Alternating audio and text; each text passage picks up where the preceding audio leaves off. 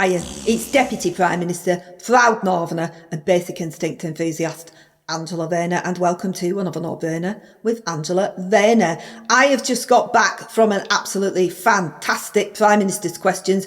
Our Keir back at the helm, and he was going toe-to-toe across the dispatch box with the new leader of the opposition, Kemi Badenoch.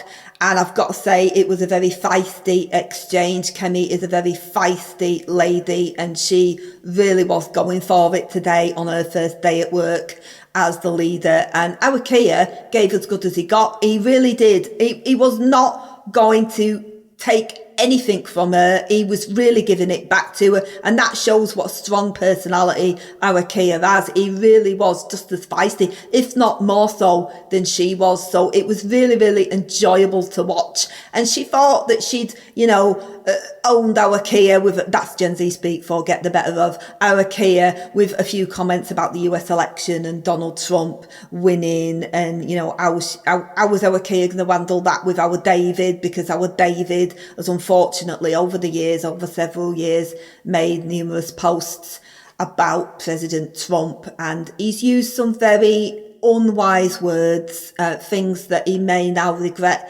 saying, and she was really rubbing salt into the wound and suggesting that us Labourers should apologise on behalf of our David for the things that he'd said.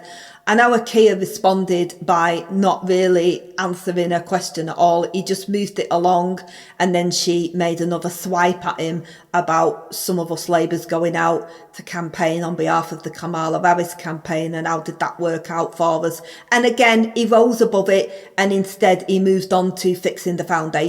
And he did drop that classic us Labourers buzzword, fixing the foundations, a number of times, and it never fails to impress when he does, because that is literally what we are doing. We are fixing the foundations because the Tories absolutely wrecked them. So there you go. It really was a fantastic PMQs, and I think it went really, really well. Our Keir pulled me to one side at the end of PMQs, and he said, Angela, I need you to do something for me. I don't want you to go back just yet to your mate's apartment. And I said, why? It's all above board. I've declared it. And he said, no, I need you to go into your underground bunker again. And I need you to take our David with you. And I said, right, all right. No, that's absolutely fine. He said, I just think that he needs to lay low for a couple of days while I smooth over all the things that he has said about President Trump. I just want things to calm down a bit. And I said, say no more. It's absolutely fine. He can come with me. And he said, while you're at it, can you take our Sadiq as well? Because Sadiq's saying that he doesn't feel safe in London anymore. He doesn't feel that his wife and kids are safe. And I said, well, where's his wife and kids? And he said, well, he's left them at home. He's pointed the ULEZ cameras towards his wife and kids, so he thinks that they'll be all right. But he would like to go into the bunker with you and David. I said, that's absolutely fine. I've got a few tins in, so I'm sure we can pass the time for a couple of days.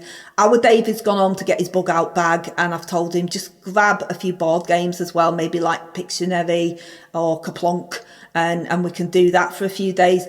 Our Sadiq has got somewhat of an upset stomach. I don't want to TMI people, but he has got a bit of an upset stomach. He says that it is the stress of not feeling safe. So he's just having a bit of a moment with the bucket at the moment. I'm sort of hoping when our David arrives, we could just leave the bunker door open just to get some fresh air through, because, it's going to be a long couple of days if our Sadiq keeps this up. But us Labourers have come under fire again this week because our Bridget has had to, unfortunately, she didn't want to do it. She had to raise tuition fees, and the usual suspects are slagging us off for it. The far right adjacent news channels like GB News and Talk TV are saying, our Keir's lied again, and he promised on his manifesto, he's promised that he was going to scrap tuition fees.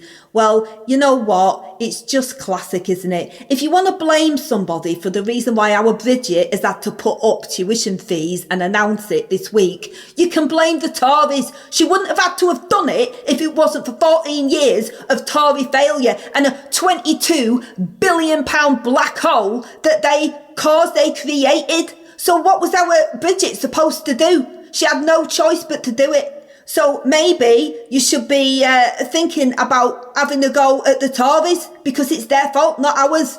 But you've always got to slag us off. You've always got to come at us and our keir. Well, we don't need it. We are still very much going from strength to strength. I'll see you again on another No-Brainer with Angela Rayner.